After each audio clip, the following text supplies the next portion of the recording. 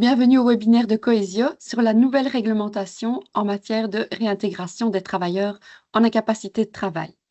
Ce webinaire sera donné par deux intervenants, le docteur Pascal Liénard, vice-directeur médical, et moi-même, Evelyne Kergé, directrice générale et médecin du travail. Nous devrons en avoir pour 1 heure. Alors juste petites infos pratiques. Donc pendant ce webinaire, il n'est pas possible pour vous d'intervenir oralement. La présentation va reprendre un maximum d'informations dont nous disposons à ce stade-ci. Mais si toutefois vous avez des questions, vous pouvez les poser via notre FAQ, via notre Q&A.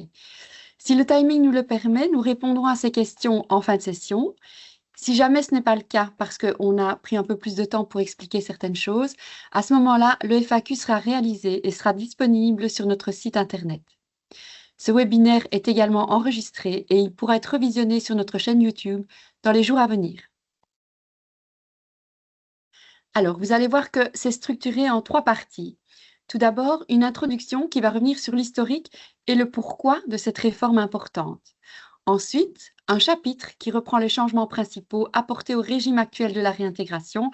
Vous le savez, la réintégration, c'est pas depuis le 1er janvier, ça existe déjà antérieurement à cette date. Donc, on va juste aborder les principaux changements et qui détaille comment ça va être appliqué au sein de Cohesio. Une dernière partie qui va vous donner quelques outils utiles à la compréhension des procédures et qui va vous indiquer comment nos équipes pourront vous accompagner dans la mise en place de ces nouvelles règles. Alors, on en a déjà un petit peu parlé, nous sommes actuellement au 3e arrêté royal sur la réintégration en même pas 10 ans. Le premier date de fin 2016 et d'application depuis 2017. Le deuxième, vous vous en souvenez certainement, est paru fin 2022 et a eu pour objet de revoir le nombre de décisions possibles. Donc, on est passé de 5 décisions à 3 décisions lors de l'examen médical en vue d'évaluer la réintégration du travailleur. Mais également, à cette occasion-là, l'article 34, donc, qui permettait de déclarer l'inaptitude définitive d'un travailleur, a été sorti de la procédure de réintégration. À chaque fois, il y a eu évidemment des avancées et on en a tiré des enseignements. Les principaux enseignements sont les suivants. La prévention primaire et secondaire reste primordiale. Il faut tout mettre en œuvre, surtout pour éviter que les travailleurs tombent malades. Une importance aussi, c'est le maintien du contact pendant l'absence avec le travailleur. Tout ça pour pouvoir toujours garder un lien avec le travailleur. Il va donc falloir l'organiser. Et puis, on le sait, les différentes études le montrent, plus tôt on entreprend des actions pour remettre le pied à l'étrier à un travailleur absent, et plus il a des chances de se remettre au travail. D'ailleurs, à ce sujet, les statistiques sont éloquentes. Si 50% des travailleurs reviennent au travail après 3 mois d'absence, à partir d'une année d'absence, on voit que ce chiffre a fondu et qu'ils ne sont plus que 20%. Donc, les efforts de réintégration viennent souvent trop tard. Plus on attend et plus l'employeur s'est réorganisé. Le travailleur peut-être est tombé sur la mutuelle, donc l'employeur finalement, il n'est plus si tracassé de ça puisque financièrement, il n'est plus à la charge de l'employeur. Tout ça va faire passer, enfin le temps va passer, le travailleur va perdre confiance en lui. Il a peur de revenir. Est-ce qu'il va être capable de revenir? Est-ce qu'entre-temps, le travail qu'il faisait auparavant a peut-être changé? Les outils ont changé. Donc, il a de plus en plus peur de revenir au travail. Maintenir le contact avec son travailleur et entamer des actions de manière précoce et informelle, c'est vraiment important et ça donne surtout plus de chances d'avoir une réintégration réussie et durable. Nous sommes maintenant à la 3e version du texte légal sur la réintégration.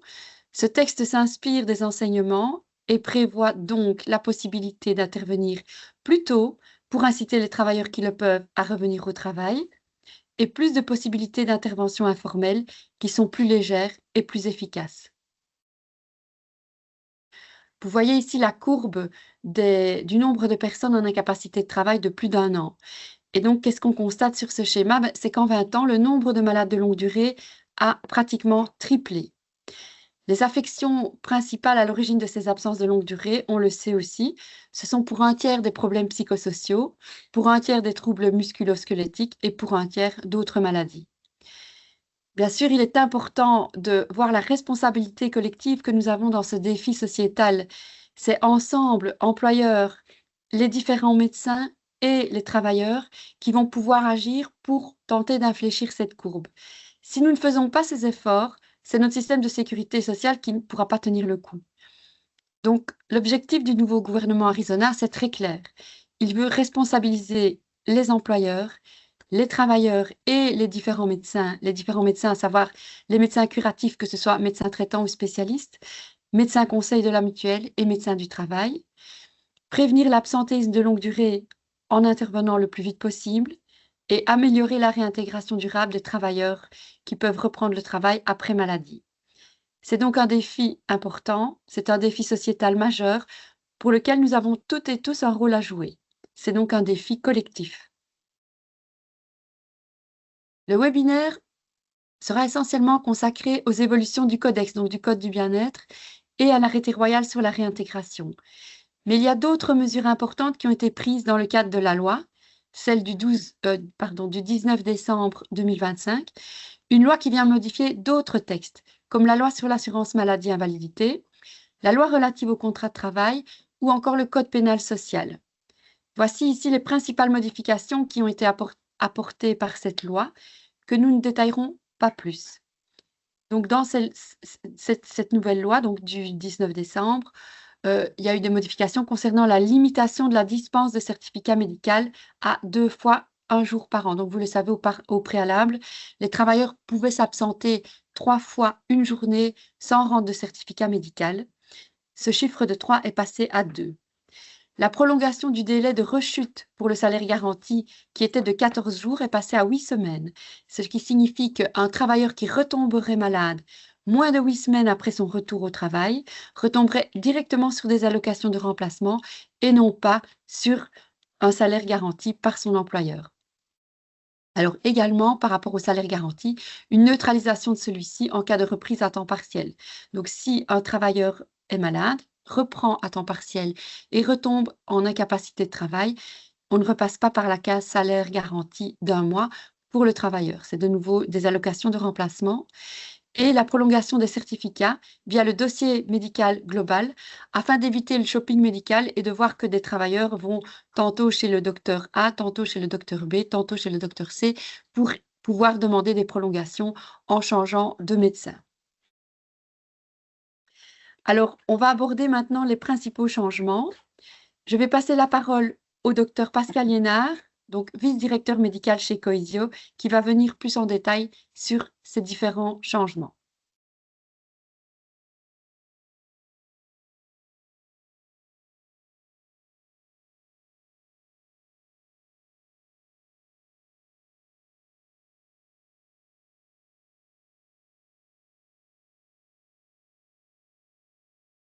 Bien, bonjour à tous et à toutes. Voilà, nous allons entrer donc dans le vif du sujet de ces principaux changements qui apparaissent suite à la publication de ce nouvel arrêté royal du mois de fin décembre et qui a été publié le 30 décembre 2025. Nous allons donc passer en revue les différents changements, les principaux changements qui sont intervenus au niveau de différentes modalités, de nouveautés qui vont apparaître et quelques changements dans certaines procédures, notamment dans les procédures de démarrage d'une réintégration formelle. Nous allons passer en revue ces 9 points en essayant d'être le plus didactique possible et de répondre raisonnablement donc à vos interrogations possibles. La première nouveauté, c'est la prévention des absences. Alors, c'est un nouvel article qui est apparu au niveau du Code du bien-être au travail et ça consiste en fait, et c'est destiné à un travailleur qui s'estime d'être à risque d'incapacité de travail en raison d'une problématique de santé.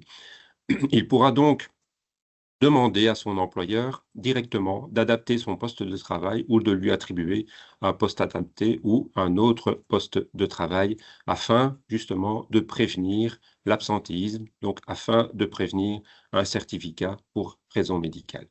Alors, l'employeur pourra demander un avis auprès de son service externe de prévention et de protection du travail, donc au niveau de son service de médecine du travail, pour avoir un avis sur la demande du travailleur qui lui fait directement. Alors, l'employeur peut en tout cas déjà suivre cette demande. L'employeur peut effectivement déjà discuter avec son travailleur de la demande qu'il exerce auprès de lui pour aménager son poste de travail. Et donc, il est possible d'aménager déjà un poste de travail par rapport à son travailleur, donc je le rappelle, qui est en train de travailler, qui n'est pas en certificat maladie, et donc cette possibilité d'aménager directement sans avoir d'avis spécifique, sans avoir d'avis particulier de la médecine du travail. L'employeur aura, s'il ne peut pas y parvenir seul, a la possibilité, et donc il peut demander un avis à son service de médecine du travail. En fonction du type de demande, donc je vous rappelle que la majeure partie des problématiques santé qui mènent à des incapacités de travail de longue durée sont des problématiques psychosociales, psychologiques et des problématiques de troubles musculo-squelettiques. Et donc ici, il y a une possibilité pour l'employeur de demander directement un avis au conseil en prévention psychosociale si la problématique est psychosociale, de demander un avis à un conseil en prévention ergonome si la problématique se retrouve dans des troubles musculo-squelettiques et donc d'avoir un avis particulier. Par exemple, lorsqu'une personne souffre de problématiques de dos et qu'il demanderait comme aménagement au poste de travail une chaise adaptée, mais cette chaise adaptée ne constitue peut-être pas tout à fait la bonne solution. Et donc, l'avis d'un ergonome pourrait être nécessaire par rapport à un aménagement global de son poste de travail. Alors, l'employeur peut aussi demander un avis aux autres conseils en prévention, sécurité, hygiène du travail. À ce niveau-là, il n'y a pas de délai qui a été fixé par la législation. Il doit se faire le plus rapidement possible. Et c'est forcément utile de ne pas attendre trop longtemps pour donner cet avis et pour donner une réponse au travailleur, pour éviter justement le risque d'absentéisme de ce travailleur et le sentiment que la demande n'a pas été prise en compte. Donc, si nous avons une demande d'un employeur pour un avis par rapport à cette prévention des absences, raisonnablement, nous pourrons y répondre dans les 15 jours calendriers. Alors, le suivi qui est requis et qui est demandé par l'employeur, c'est qu'il doit informer son travailleur dès que possible de la suite qu'il va réserver à sa demande. Aussi bien dans le sens d'un aménagement de son poste de travail ou du fait qu'il ne peut pas y donner suite parce que la demande n'est pas raisonnable par rapport à son travail. Donc, le suivi doit absolument être fait par l'employeur à son travailleur par rapport à cette demande donc, de travailleur qui est en cours de travail, qui fonctionne, mais qui s'estime être à risque de devoir s'absenter pour une problématique de santé et qui demande donc un aménagement de son poste de travail.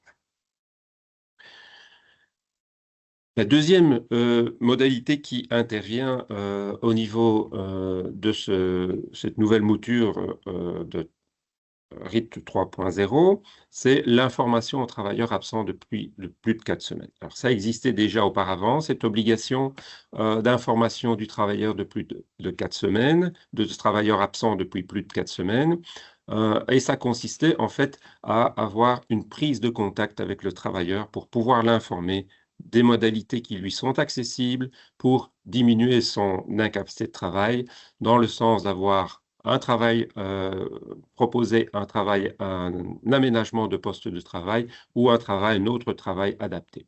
Et par cela, donc, l'informer qu'il peut demander une visite de pré-reprise de travail, l'informer qu'il peut entamer un trajet de réintégration. Et ici, la nouveauté, c'est qu'il peut avoir une conversation, il peut demander à avoir une conversation avec le médecin du travail ou avec l'infirmier du travail. Ceci est nouveau, c'est vraiment explicitement repris dans le Code du bien-être pour vraiment figer que cette possibilité existe et que cela peut se faire. Alors, Quel est le but? Donc, c'est bien d'informer le travailleur de ses possibilités, des possibilités qui lui existent pour pouvoir effectuer, faciliter sa reprise de travail grâce à des adaptations de poste de travail ou un autre travail. Alors, ça concerne donc le travailleur qui a été en incapacité de travail depuis plus de 4 semaines. C'est réalisé par le médecin du travail qui va envoyer l'information auprès du travailleur absent. Et ça va se faire soit par email sur l'email privé du travailleur, soit par courrier postal auprès du travailleur. Alors, ça doit se faire à partir de 4 semaines d'incapacité de travail. Bien sûr, il y a des obligations de l'employeur par rapport à ça, c'est d'informer le service externe et le médecin du travail de ces travailleurs, de son ou de ces travailleurs qui sont en incapacité de travail depuis plus de 4 semaines et des modalités pour pouvoir le contacter et donc d'avoir ces informations de contact, email privé ou adresse privée du travailleur.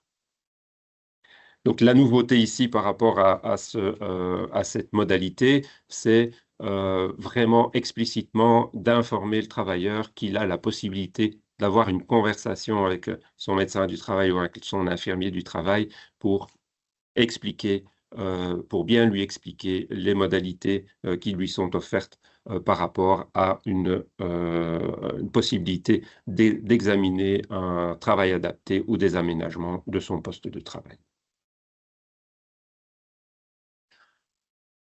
Une troisième notion intervient ici, et c'est tout nouveau, c'est le maintien du contact avec le travailleur absent. Alors, ceci s'adresse exclusivement et principalement donc à l'employeur qui doit inclure dans son règlement de travail une procédure spécifique qui vise à maintenir le contact avec son travailleur qui est en incapacité de travail.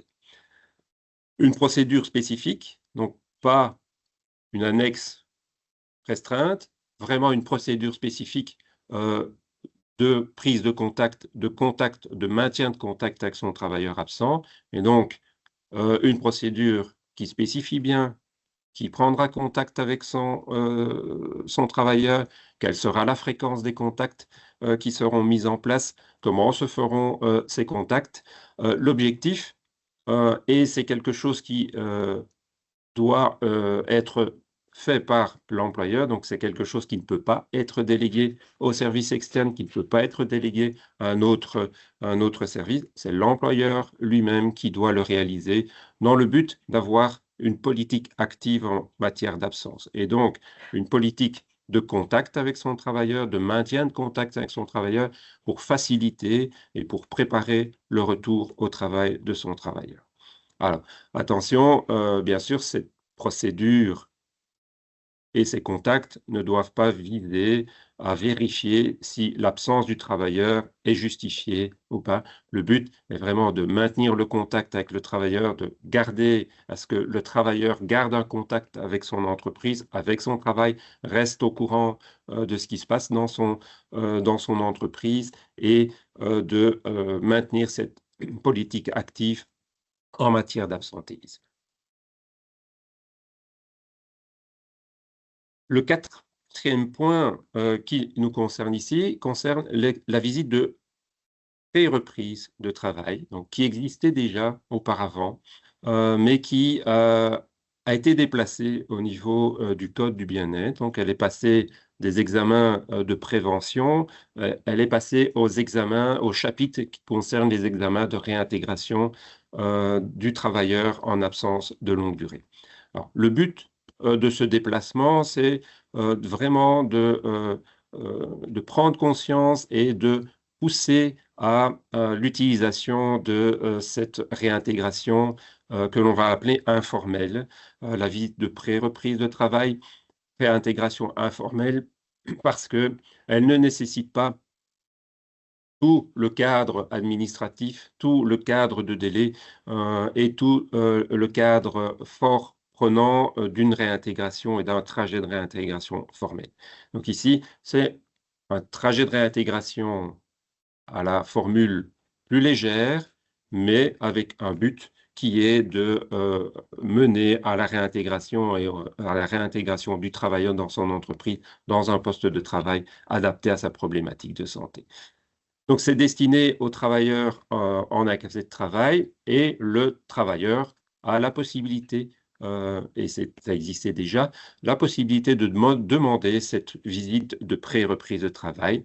Le contact anonyme reste possible.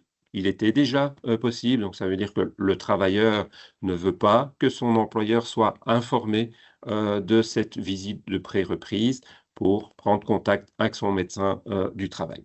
La nouveauté ici, c'est que l'employeur a la possibilité maintenant de demander cette visite de pré-reprise du travail, donc à la demande de l'employeur, mais le travailleur n'est pas tenu de donner une suite à cette demande de l'employeur et n'est donc pas tenu de donner suite à l'invitation que le médecin du travail fera à ce travailleur pour lequel l'employeur a demandé une visite de pré-reprise de travail. Alors, ce sera le médecin du travail qui aura l'entretien avec ce travailleur. Donc, dans le cadre de cette visite de pré-reprise de travail. La nouveauté aussi qui intervient, c'est que expressément, il est défini qu'il y a une possibilité de concertation possible avec le conseil en prévention aspects psychosociaux ou le conseil en prévention ergonome, ainsi que d'autres acteurs qui peuvent contribuer à une réintégration réussie, bien sûr, moyennant l'accord écrit du travailleur, donc l'accord du travailleur pour que le médecin du travail puisse prendre contact avec ces différentes personnes.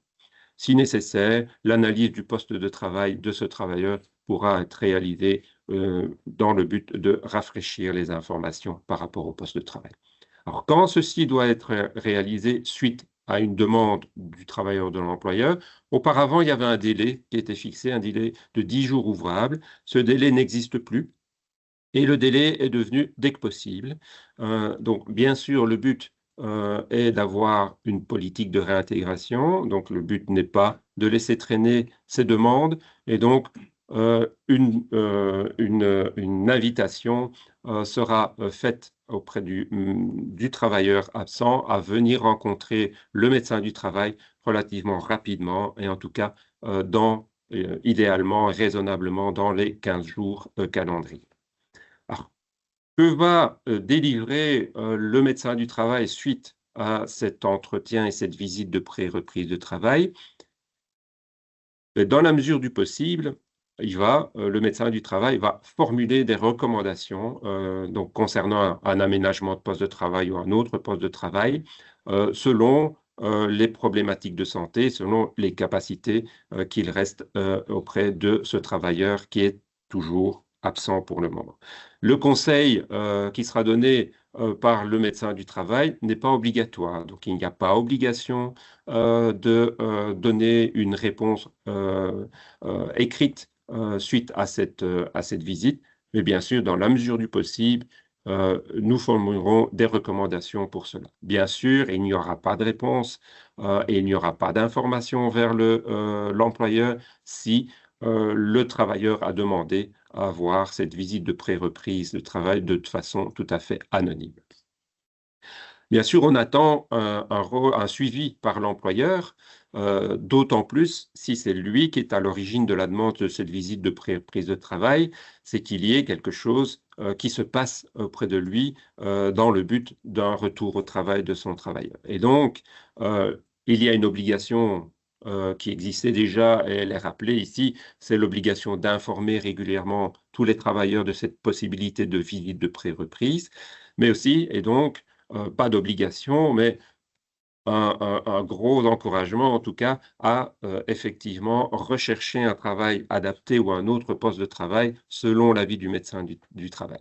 Donc, il y a bien sûr, donc, je rappelle, pas d'obligation de répondre par rapport à l'employeur, donc une obligation de l'employeur de répondre aux recommandations du médecin du travail qui sont faites, contrairement à un parcours de réintégration formelle où là, il y a une obligation de réponse, soit par un plan de réintégration, soit par un rapport de motivation. Donc, je vous rappelle, le rapport de motivation, c'est un rapport écrit qui motive l'impossibilité pour l'employeur d'accéder à des aménagements de poste de travail pour son travail.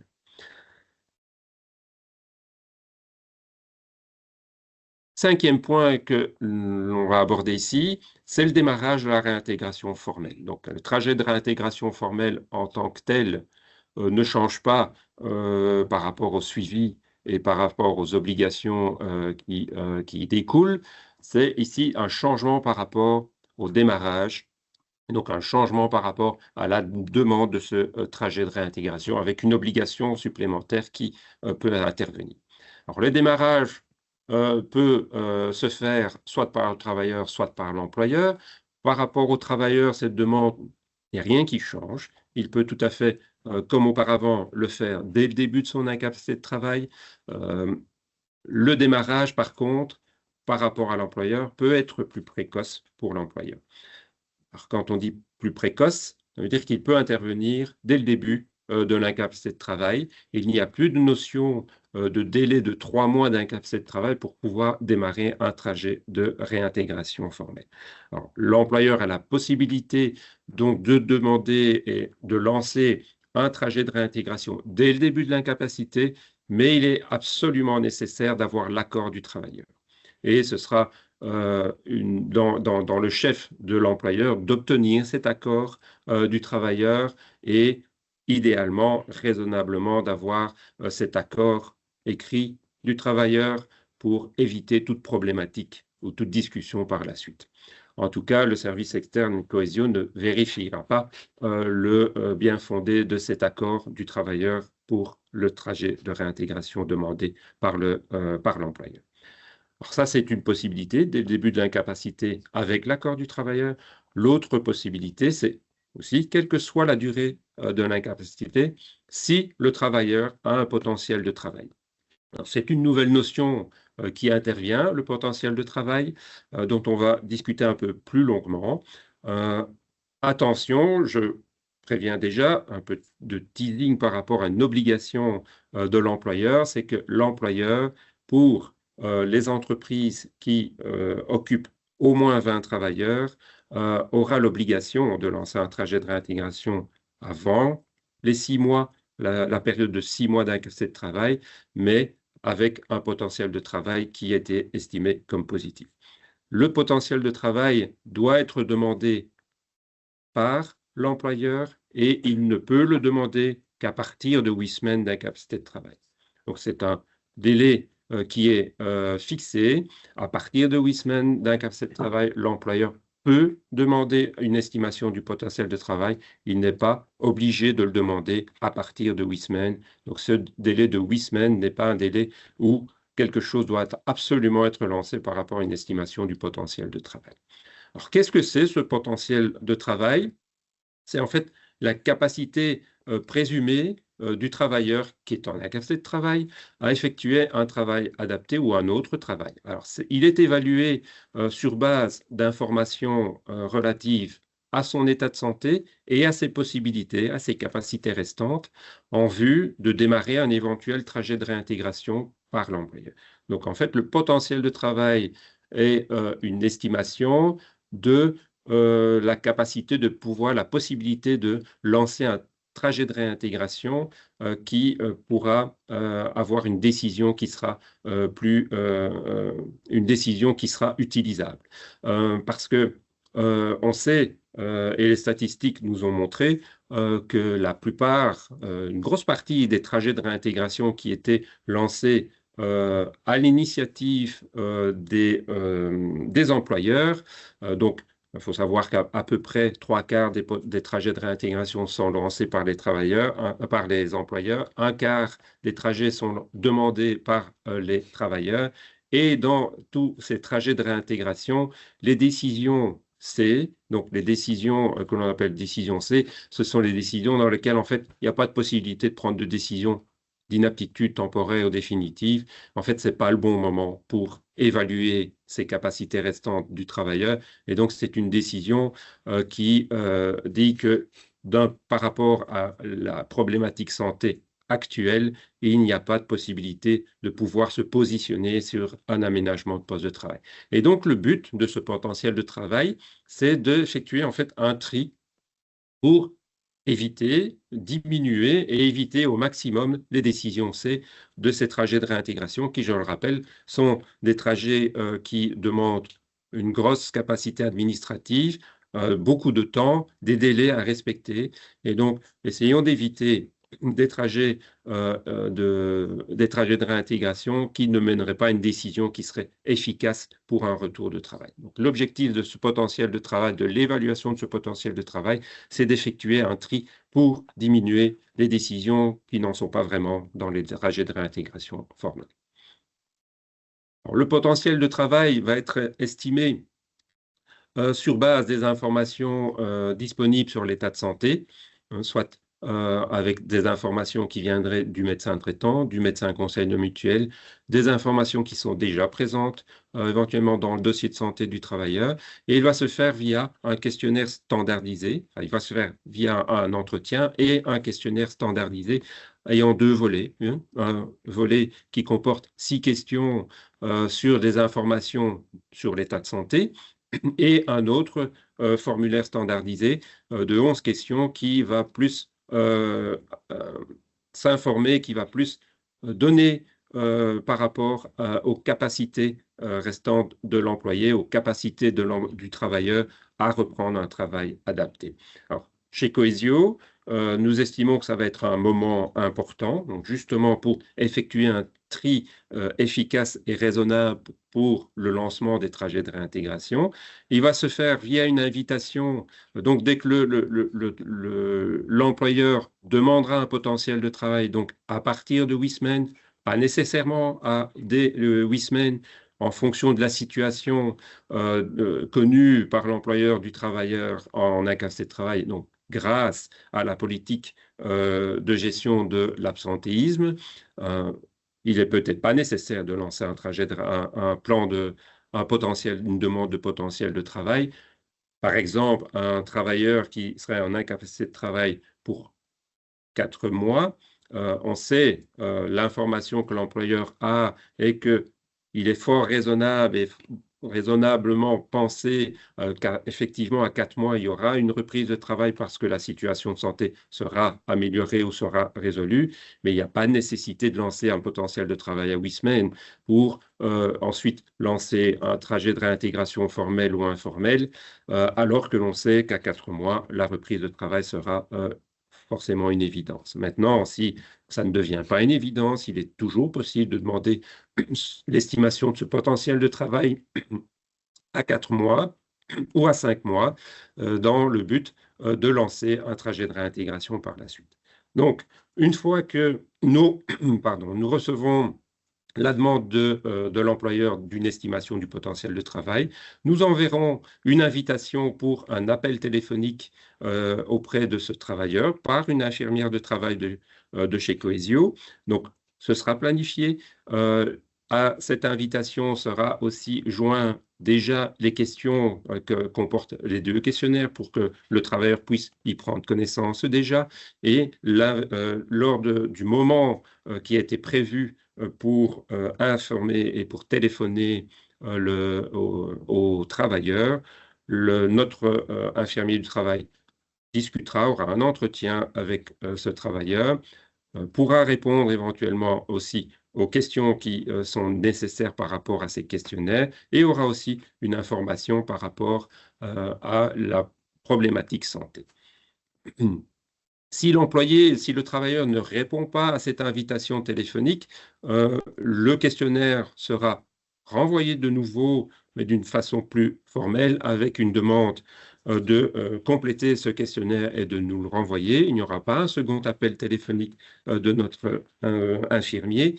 Et si aucune réponse n'est reçue après cela, la procédure sera stoppée et la décision sera qu'il n'y a pas de potentiel de travail. Donc, il y aura 2 décisions possibles par rapport à une estimation de potentiel de travail, et c'est quelque chose qui a été formulé, qui sera formulé sur un modèle de formulaire de réponse qui sera mis à disposition des services de médecine du travail par le SPF Emploi.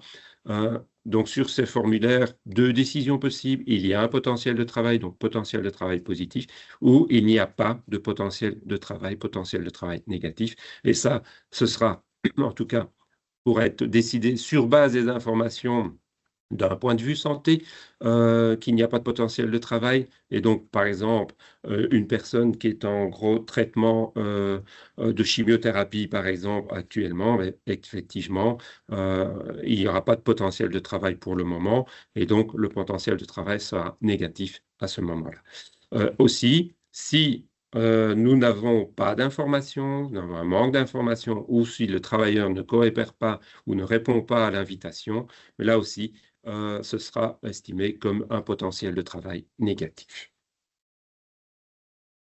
Or, quel suivi donner à ce potentiel, à cette estimation de potentiel de travail?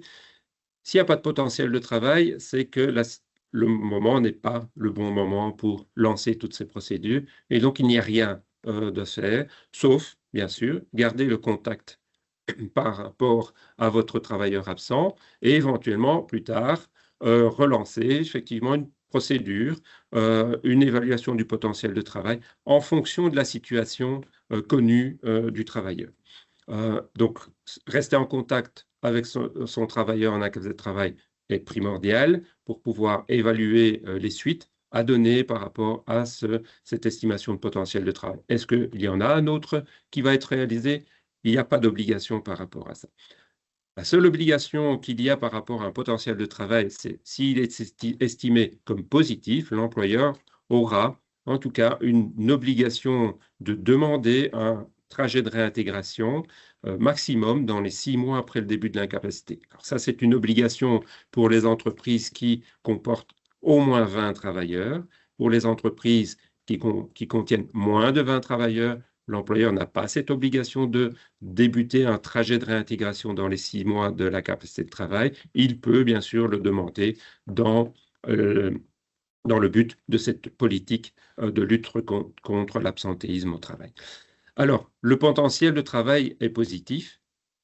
On peut aussi, l'employeur peut aussi demander une visite de pré-reprise de travail, donc un trajet de réintégration informel, plus light par rapport aux obligations, plus light par rapport à toute l'administration.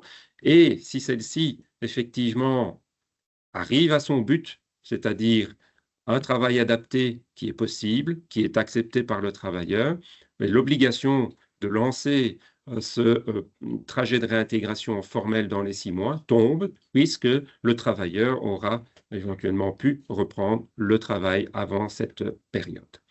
En tout cas, s'il n'y a pas de décision ou si le travailleur ne se présente pas à cette pré-reprise demandée par l'employeur, l'employeur aura de toute façon, s'il y a un potentiel de travail positif, aura l'obligation de demander un trajet de réintégration officiel avant la fin de la période de 6 mois d'incapacité de travail. Alors, il existe, surtout dans la loi du 19 décembre, des sanctions qui sont mentionnées par rapport à ces trajets de réintégration. Des sanctions qui sont possibles pour l'employeur, des sanctions qui vont être possibles contre le travailleur. Contre l'employeur, ça concerne donc les entreprises qui ont au moins 20 travailleurs et plus, et qui ont évalué le potentiel de travail de leurs travailleurs absents, et ce potentiel de travail s'est révélé positif. Donc, l'obligation de lancer un trajet de réintégration formel au plus tard 6 mois après le début de l'incapacité, l'employeur sera sanctionné s'il ne l'a pas fait. Il n'y aura pas de sanction, apparemment, il n'y aura pas de sanction avant juillet 2026, le temps que toutes ces procédures se mettent en place, soient relativement bien comprises, et donc il y aura une tolérance des services de contrôle du bien-être au travail par rapport à ces obligations. Sanction contre le travailleur, ce sera une sanction dans le cadre de l'assurance maladie invalidité qui sera appliquée par le médecin conseil de la mutuelle. Et ça va se faire en fait par rapport à la participation active du travailleur à un trajet de réintégration. Donc, s'il n'a pas répondu à plus de 2 reprises à l'invitation du médecin du travail pour un trajet de réintégration sans raison valable, le médecin du travail a l'obligation d'informer la mutuelle, le médecin conseil de la mutuelle, que le travailleur ne s'est pas présenté à plus de 2 reprises. Et donc, le but, c'est pour le médecin conseil de la mutuelle de pouvoir activer, motiver son affilié à participer à un trajet de réintégration et de l'inviter à suivre et à venir à l'invitation au 3e rendez-vous auprès du médecin du travail par rapport à l'évaluation de son trajet de réintégration. S'il ne le fait pas, il ne se présente pas à 3 rendez-vous, à 3 invitations du médecin du travail, il a la possibilité d'avoir une sanction qui sera appliquée par le médecin conseil par rapport aux indemnités d'assurance maladie invalidité.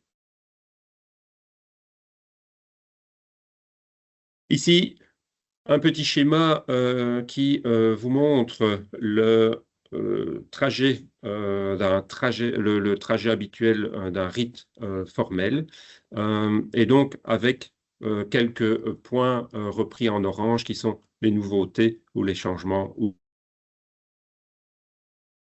les obligations. Donc, bien sûr, tout démarre toujours par un démarrage, une demande de trajet de réintégration possible donc par le travailleur à partir du début d'incapacité. Nouveauté, c'est qu'il y a une possibilité pour l'employeur de pouvoir le démarrer aussi dès le début, mais avec l'accord du travailleur. Le délai, un délai qui est important, c'est le délai de 8 semaines d'incapacité de travail du travailleur ou l'employeur. C'est le moment à partir duquel l'employeur peut demander une estimation du potentiel de travail. Et donc, je rappelle qu'il n'est pas obligé de le faire à 8 semaines, il peut le faire à partir de 8 semaines. Le but, c'est de le faire au bon moment par rapport aux informations éventuellement que l'employeur a déjà suite au contact et au maintien du contact avec son travailleur absent. Alors, si le travailleur a un potentiel de travail estimé comme positif, il y a donc la possibilité de démarrer un trajet de réintégration par l'employeur. Donc ça, c'est la nouvelle obligation pour l'employeur pour lancer un trajet de réintégration formel, c'est qu'il y ait un potentiel de travail positif ou c'est qu'il y a un accord explicite du travailleur à pouvoir lancer un trajet de réintégration. Je rappelle l'obligation de lancer un trajet de réintégration formel par l'employeur par rapport à un travailleur qui a un potentiel de travail positif, maximum après les 6 mois d'incapacité de travail. Le médecin du travail, une fois qu'il reçoit la demande d'un trajet de réintégration, va inviter le travailleur à une évaluation de réintégration. Donc, il a l'obligation d'envoyer au moins d'envoyer 3 invitations avec 15 jours, 14 jours d'intermédiaire entre différentes invitations.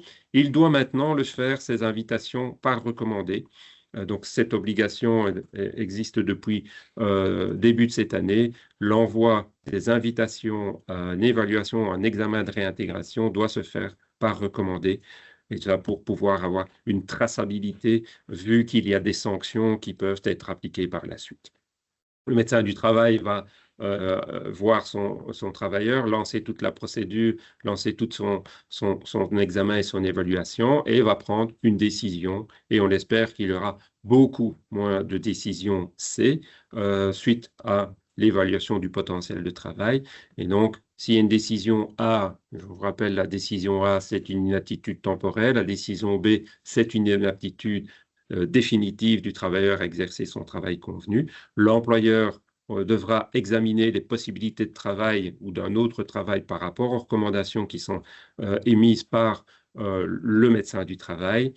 Si il y a une décision B, donc la décision d'inaptitude définitive, il ne faut pas oublier qu'il y a la procédure de recours possible contre la décision du médecin du travail qui est possible pour le travailleur, donc dans les 21 jours ouvrables. Donc, à ne pas oublier par rapport à pas oublier donc ce délai de recours que le travailleur a. Et donc, la décision C, bien sûr, met fin à un trajet de réintégration. Donc, c'est la décision qui ne permet pas de prendre une décision pour le moment suite à la problématique santé et que l'on devrait donc diminuer suite à l'évaluation du potentiel de travail. Alors, le médecin du travail va donc faire ses recommandations. Si ce travailleur ne s'est pas présenté 2 fois à deux invitations, il a l'obligation d'avertir le médecin conseil de la mutuelle. Et si le travailleur ne se présente pas une troisième fois, idem, il informe le médecin conseil de la mutuelle et cette troisième absence met fin au trajet de réintégration sans suite. Lorsque l'employeur reçoit les décisions d'inaptitude temporaire ou définitive, l'employeur aura l'obligation d'établir soit un plan de réintégration dans lequel il va reprendre les différentes modalités qui vont respecter raisonnablement les recommandations du médecin du travail, soit s'il n'a pas cette possibilité d'aménager ou de proposer un autre travail à son travailleur, il a l'obligation, en tout cas, de faire un rapport motivé dans lequel il explique, en fait, cette impossibilité. Cela met fin aussi au trajet de réintégration. Le plan de réintégration qui est rédigé, le travailleur a la possibilité de l'accepter ou de le refuser. S'il le refuse, il doit motiver son refus aussi par écrit. Ça, c'est aussi une situation qui met fin au trajet de réintégration. Le médecin du travail devra informer la mutualité de la fin du trajet de réintégration. Et donc, on insiste ici auprès des employeurs aussi de l'importance de renvoyer votre plan de réintégration, de l'importance de garder aussi le contact avec votre médecin du travail par rapport au plan de réintégration, par rapport au rapport motivé, puisque cette obligation d'informer la mutualité nous incombe, et c'est aussi dans un but sociétal, parce que si le fin trajet de réintégration a été effectué au sein des services de médecine du travail, au niveau de la mutualité, ils ont d'autres possibilités pour pouvoir activer un retour au travail, et donc ils doivent être informés que le trajet de réintégration est terminé. Pour terminer, le médecin du travail a aussi l'obligation d'orienter le travailleur vers les services régionaux pour l'emploi s'il y a une décision d'inaptitude définitive et s'il n'y a pas de plan de réintégration qui a été accepté par le travailleur ou s'il y a un rapport de motivation. Donc là, le but, c'est d'activer Actiris, le service à Actiris sur Bruxelles et en Wallonie, le Forum pour aussi activer le travailleur à un retour ou à une prise d'un autre travail au sein d'un autre établissement. L'entrée en vigueur de toutes ces nouvelles modalités, donc quelques précisions par rapport à ça. Donc l'entrée en vigueur de toutes ces adaptations se font depuis le 1er janvier 2026. Et donc, on rappelle que c'est un arrêté royal qui date du 17 décembre, qui a été publié au Moniteur le 30 décembre 2025 pour une mise en application au 1er janvier 2026. Le temps est fort court pour pouvoir avoir une réaction, en tout cas effective sur le terrain. Et donc, certaines modalités doivent être mises en place. Alors, ce qui est sûr, c'est que suite à l'entrée en vigueur au 1er janvier, les trajets de réintégration qui ont été entamés avant ce 1er janvier 2026 ne sont pas concernés par ces nouvelles mesures. Donc, un trajet de réintégration qui est en cours va continuer son chemin selon les modalités du trajet de réintégration qui continue. L'obligation pour les employeurs qui ont au moins 20 travailleurs ou plus, de démarrer un trajet de réintégration au maximum dans les 6 mois après le début de l'incapacité de travail ne s'applique qu'aux nouvelles incapacités de travail qui débutent au 1er janvier. Donc, cette obligation de lancer un trajet de réintégration chez un travailleur qui a un potentiel de travail positif ne s'applique qu'à partir des nouvelles incapacités de travail au 1er janvier. Et donc, il n'y aura pas de sanction si un trajet de réintégration n'a pas été débuté pour les incapacités qui ont débuté avant le 1er janvier. Par rapport à cette demande et ce démarrage d'un trajet de réintégration formel par l'employeur, les nouvelles modalités sont d'application depuis le 1er janvier. Donc, c'est-à-dire qu'il n'y a plus nécessité d'avoir 3 mois.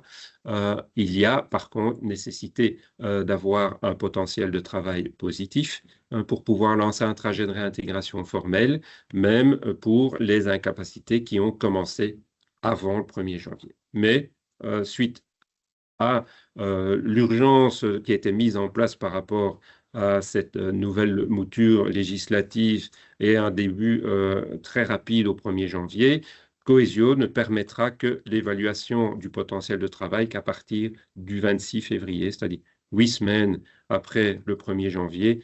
8 semaines est le délai qui était convenu et qui est prévu dans la législation pour pouvoir lancer un potentiel de travail. Donc, soit 8 semaines après le 1er janvier 2026. Alors, question qui est souvent posée et qu'on anticipe un peu, c'est par rapport au service public, au secteur public et par rapport aux travailleurs statutaires. L'application de ces nouvelles règles du trajet de réintégration s'applique aussi aux travailleurs statutaires, puisque le Code du bien-être du travail s'applique à tous les travailleurs, donc aussi bien contractuels que statutaires. Et donc, ces nouvelles règles de lancer un trajet de réintégration dans les 6 mois de l'incapacité existe. L'évaluation du potentiel de travail existe aussi, même si le travailleur statutaire n'est pas en disponibilité et donc a encore un pool de congé maladie. Et donc, c'est important de bien garder à l'esprit que l'application des nouvelles règles telles que prévues dans le Code du bien-être au travail s'applique aussi aux travailleurs statutaires.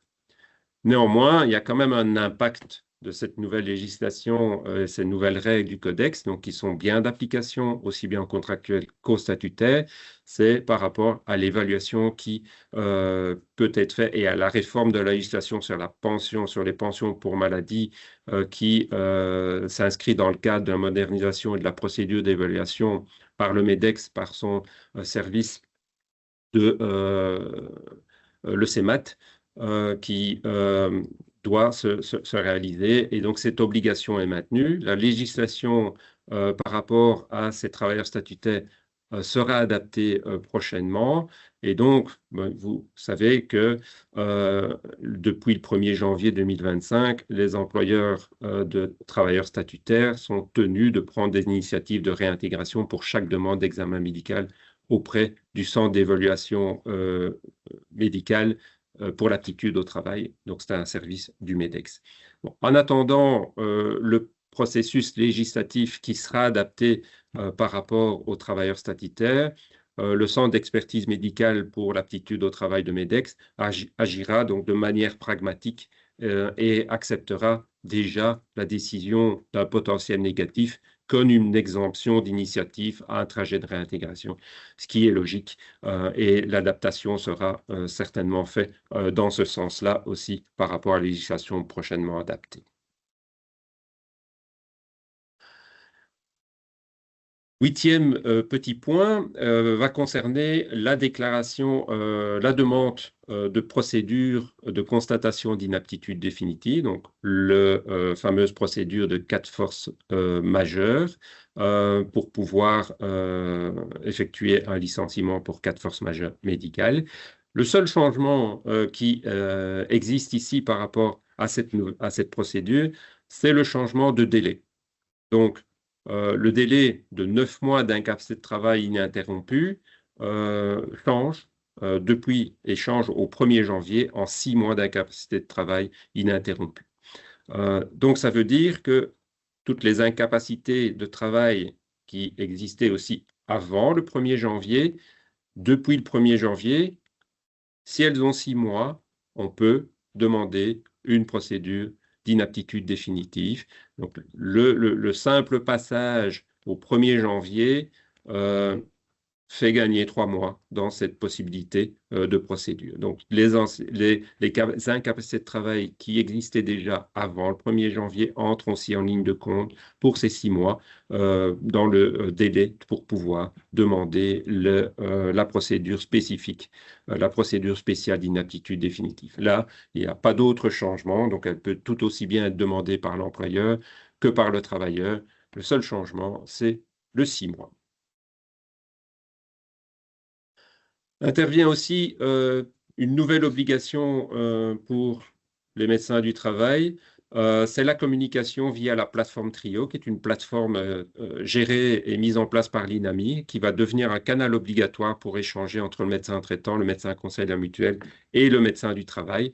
Alors, l'objectif de cette plateforme Trio, c'est de fluidifier, de sécuriser les échanges entre les médecins. Et donc, c'est une plateforme qui est sécurisée et qui va permettre d'échanger beaucoup plus facilement entre nous. C'est l'objectif qui est prévu. Et donc, cette concertation entre différents médecins, les infos vers le médecin conseiller mutuel va se dérouler aussi via cette plateforme Trio. Alors, il y a une notion importante, c'est que le médecin du travail ne va pas faire ce qu'il veut. Le médecin du travail doit avoir le consentement écrit du travailleur pour pouvoir effectuer ces échanges d'informations médicales. Il y a un formulaire modèle qui sera mis aussi en place par le SPF Emploi. Et donc, il y a l'obligation pour le médecin du travail d'avoir ce consentement écrit pour pouvoir communiquer avec d'autres médecins par rapport à un travailleur. Voilà, pour ma part, je vais terminer les 9 points qui concernaient les changements principaux, les changements primordiaux. Je vais de nouveau passer la parole à notre directrice générale qui va continuer un peu à vous parler de l'accompagnement qui est possible par notre service cohésion.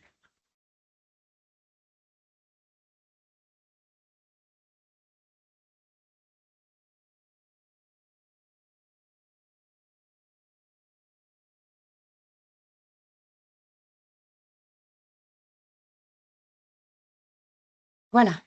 Donc, petit schéma, donc Cohesio vous accompagne par rapport à cette nouvelle législation. Je vais vous présenter un petit schéma récapitulatif qui va reprendre les différentes périodes avant et pendant l'incapacité de travail, mais aussi attirer votre attention sur certains points importants pour les employeurs.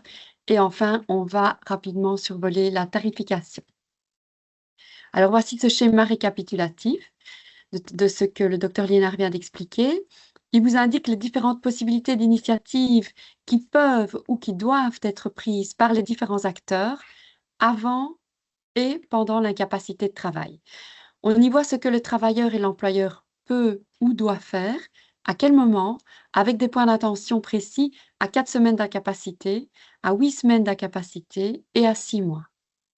On y voit aussi les moments d'intervention de notre service, Cohesio. Vous voyez qu'il y a pas mal de choses qui peuvent se passer avant les 6 mois d'incapacité de travail et répétons que, on l'a dit déjà, mais plus on intervient tôt et plus les chances de retour au travail sont importantes. J'insiste sur la dernière ligne qui prévoit la nécessité de mettre en place ensemble une politique collective de prévention de l'absentéisme ainsi qu'une politique collective de réintégration. Les points d'attention pour les employeurs.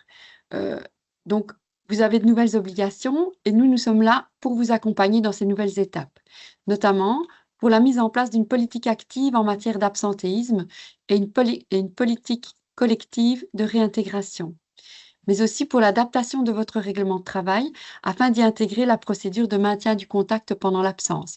Qui va prendre contact avec le travailleur absent? À partir de quand?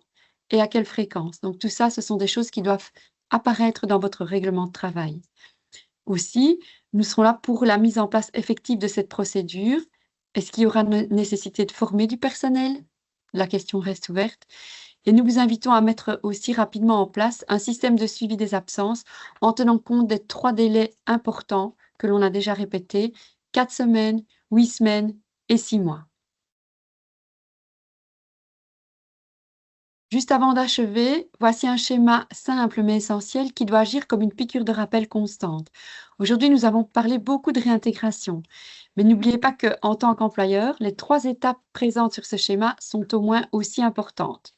Vous devez, en tant qu'employeur, avoir une politique globale avant, pendant et après l'absence de vos travailleurs. Vous devez prévenir et maintenir le contact et pouvoir essayer de tenter une réintégration durable.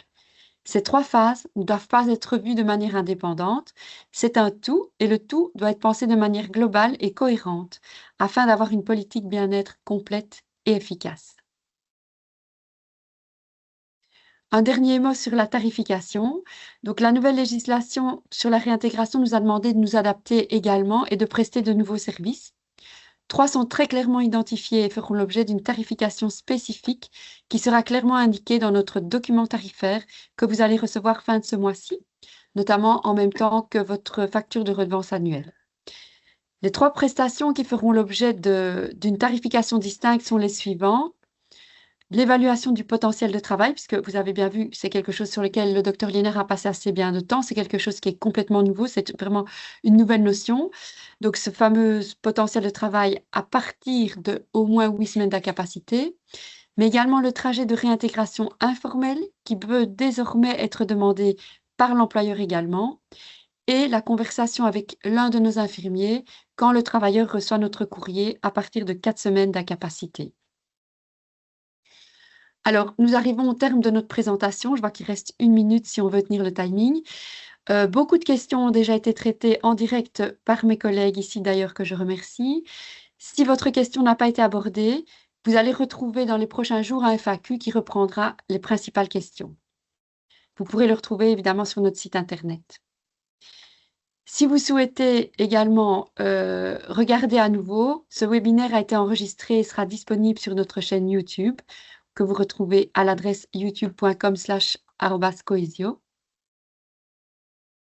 Et si vous souhaitez plus d'informations, vous pouvez également consulter les différents sites que nous avons mis ici en référence, où vous pourrez retrouver toutes les informations qui vous ont été présentées aujourd'hui.